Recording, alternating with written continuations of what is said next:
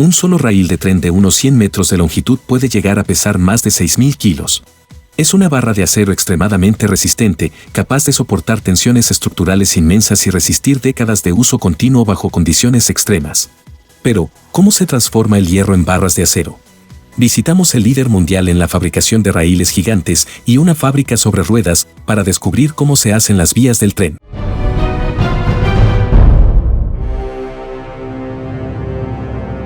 Las vías de alta velocidad transportan trenes que alcanzan la impresionante velocidad de 350 km por hora, el equivalente a la velocidad de un auto de Fórmula 1 en plena carrera.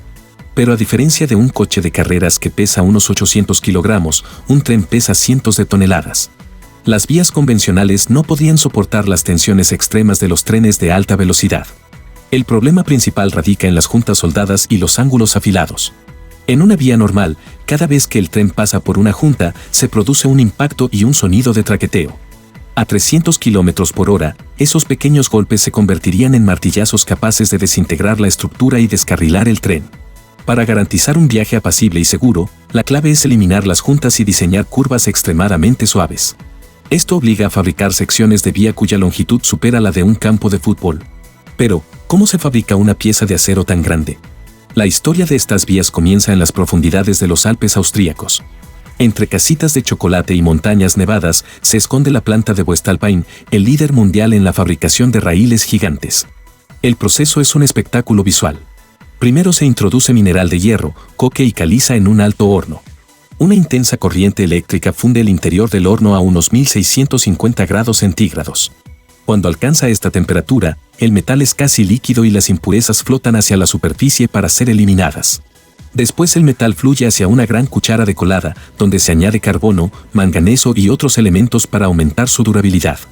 Esta aleación desciende por un tubo cerámico que la protege de la exposición al oxígeno, lo que arruinaría el metal. Desde allí, el metal fundido fluye hacia moldes que lo extruyen en bloques rectangulares continuos llamados desbastes. Sopletes de acetileno cortan cada desbaste en longitudes de 12 metros. A continuación una grúa los mueve a un horno, donde durante las siguientes 7 horas se recalientan a unos 1260 grados centígrados para ablandar el acero. Cada 5 minutos sale una nueva barra incandescente. Cuando salen del horno, las barras reciben chorros de agua con gran presión, tan alta que al entrar en contacto con el calor extremo, el agua literalmente explota. Esta fuerza expansiva retira cualquier residuo, dejando una superficie impecable. Una vez limpias, las planchas pasan a un taller, donde unos cilindros de acero gigantes llamados rodillos actúan como una máquina de pasta industrial. Con una precisión milimétrica, estos rodillos estiran el metal hasta alcanzar los 120 metros de longitud. Presionan el metal una y otra vez, estirándolo y dándole su famosa forma de T. Justo después de salir del último rodillo y mientras aún está caliente, el raíl pasa por un sistema de enfriamiento controlado por ordenador. Aunque el raíl ya tiene su forma, la parte superior donde apoya la rueda sigue siendo demasiado blanda. Para endurecerla, los raíles se sumergen en un plástico líquido llamado polímero. Este proceso de enfriamiento hace que la estructura molecular del acero sea mucho más densa que si se enfriara al aire. Al endurecer la cabeza, se logra que las ruedas del tren vuelen sobre la superficie, minimizando la fricción y el desgaste. Esto no solo hace que el tren sea más rápido, sino que permite que la vía dure hasta 25 años bajo un uso intenso. Cuando el raíl sale del proceso de endurecimiento, no está perfectamente derecho.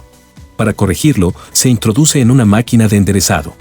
El riel pasa por 2 juegos de rodillos de gran diámetro.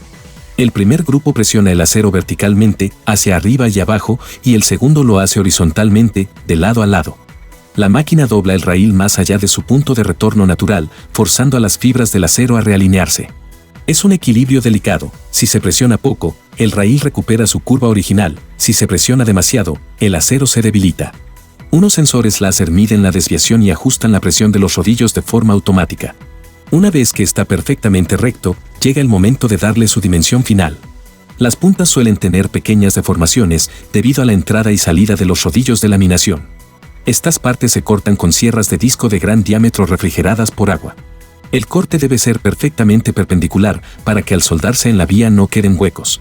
Antes de salir de la fábrica, cada raíl se somete a un escaneo exhaustivo a una velocidad de 1,5 metros por segundo. Un sistema de cámaras y láseres detectan cualquier imperfección. La tolerancia es de décimas de milímetro. Si la cabeza del raíl es 1 milímetro más ancha de lo debido, el desgaste de las ruedas del tren será desigual.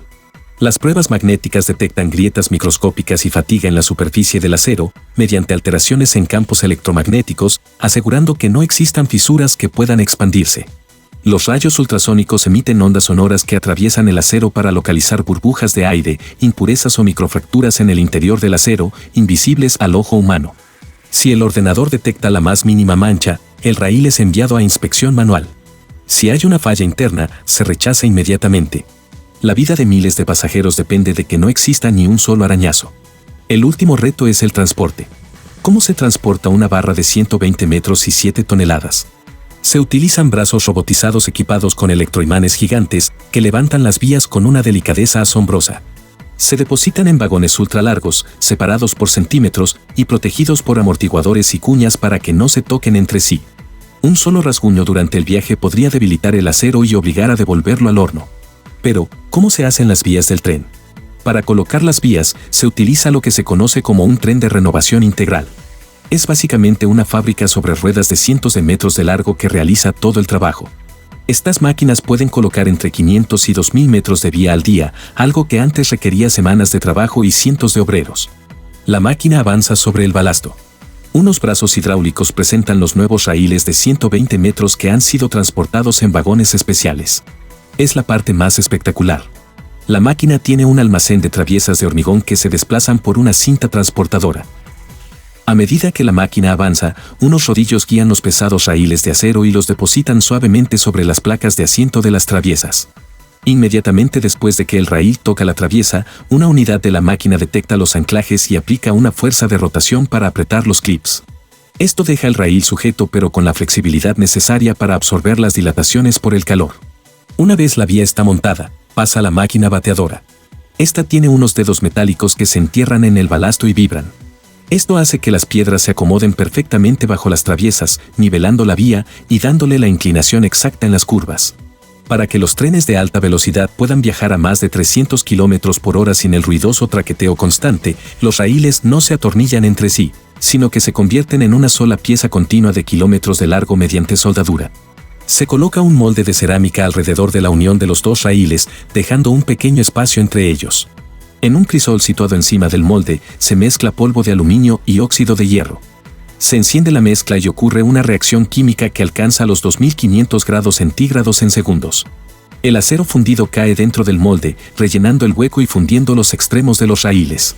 Una vez frío, se rompe el molde y una máquina esmeriladora pule la superficie hasta que la unión es totalmente invisible al tacto. Así es como se unen las vías de tren.